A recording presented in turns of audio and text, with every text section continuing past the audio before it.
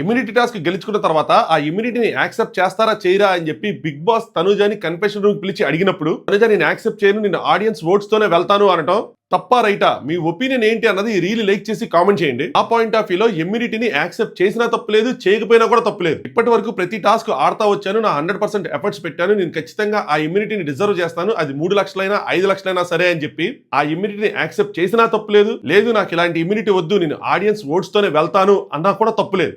ఎప్పుడు తప్పు అయిందంటే బిగ్ బాస్ గనక టాస్క్ అయిపోయిన వెంటనే తనుజాకి ఇమ్యూనిటీని అనౌన్స్ చేసి సీజన్ లో సెకండ్ ఫైనలిస్ట్ గా అడుగు పెట్టబోతుంది తనుజ అని చెప్పినప్పుడు అప్పుడు తనుజ స్టాండ్ తీసుకొని లేదు నాకు ఇమ్యూనిటీ వద్దు, నేను ఆడియన్స్ ఓట్స్ తోను వెళ్తాను అంటే మాత్రం ఖచ్చితంగా తప్పు అవుతుంది. ఎందుకంటే అక్కడ బిగ్ బాస్ ఇవ్వని ఆప్షన్ ని మనం కోరుకుంటున్నట్టు, అది ఖచ్చితంగా తప్పే. ఇక్కడ బిగ్ బాస్ పిలిచి మరి మనల్ని ఆప్షన్స్ అడుగుతున్నాడు. అలాంటప్పుడు మన గేమ్ ప్లే కి అకార్డింగ్లీ మనం డెసిషన్ తీసుకోవడం అనేది కరెక్టే.